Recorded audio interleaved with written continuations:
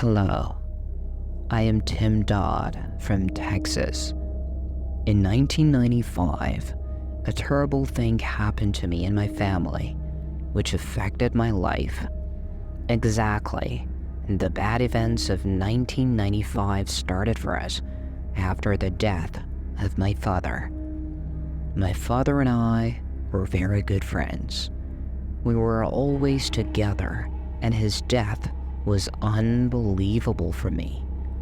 After my father left me and my mother forever, I was almost crazy, and I went from one doctor to another psychologist for about 3 years, and I was in a mental hospital for almost a few months. Hey, I used to talk to myself according to my mother, and sometimes she hurt herself when she saw that I was going crazy, so she couldn't take it anymore and brought me home. Almost a year has passed and I got better, but when I left my father, I cried every night and I was not in a good mood, until one day my mother came home and told me that Lucy knows someone who can make you see your father and talk to him again. It is said that he is a witch who summons spirits. I'm coming from his house now, and I talked to him. There's only one problem. I said, "What is the problem?" My mother said, "Lucid said that he will be paid $2,000 to summon your father's spirit." We did not have a good economic situation. That's why I left the next day. I found a full-time job in a factory. After a few months, when I got my salary, I gave my mother the money and I told her to go and tell the woman to come. At home, every minute of that hour passed like a year for me.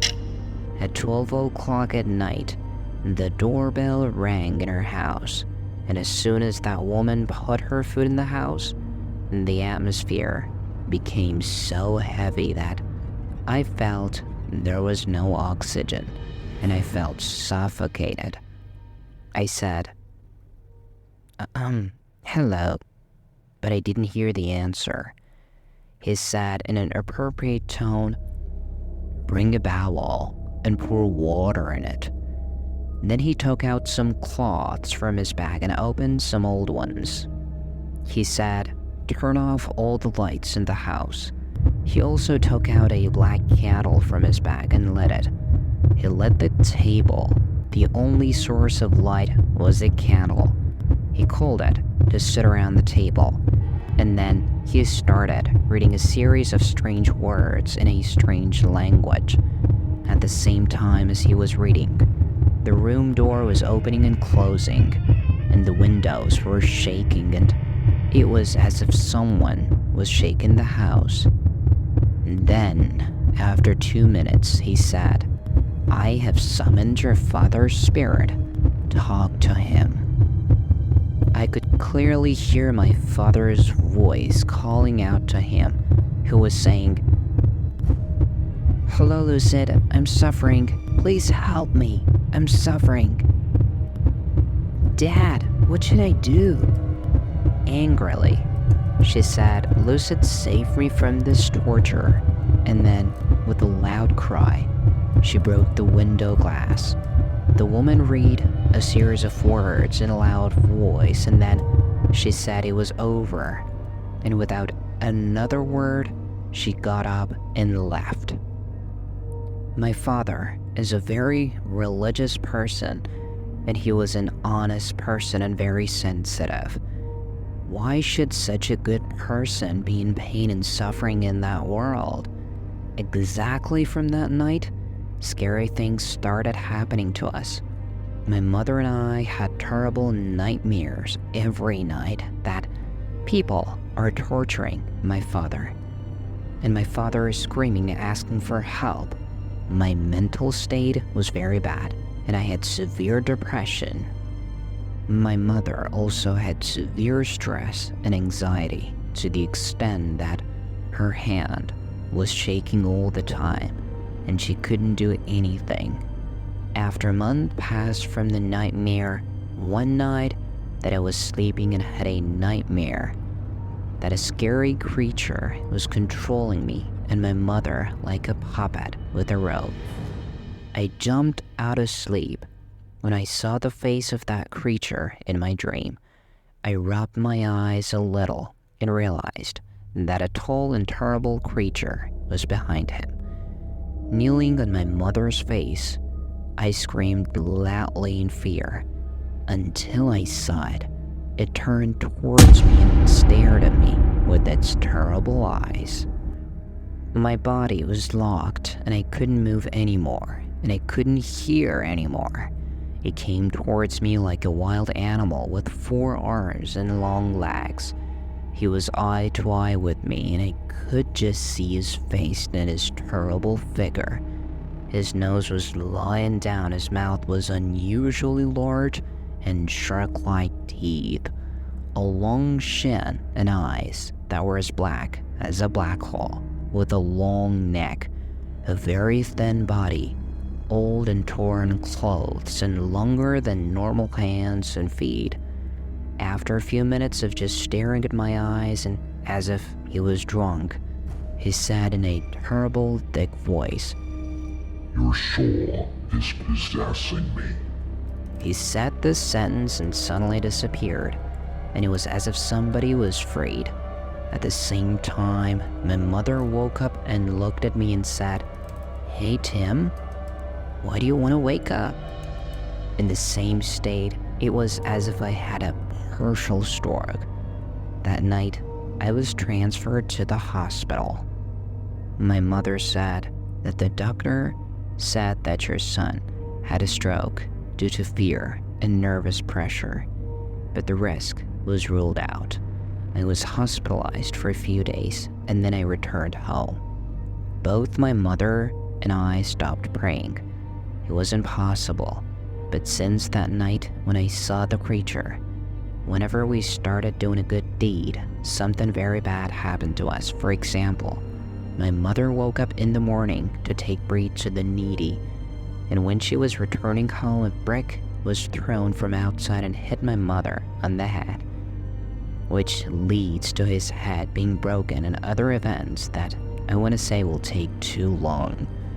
Every night, we heard the sound of someone's feet walking on the roof, and we heard the sound of a woman laughing from the room.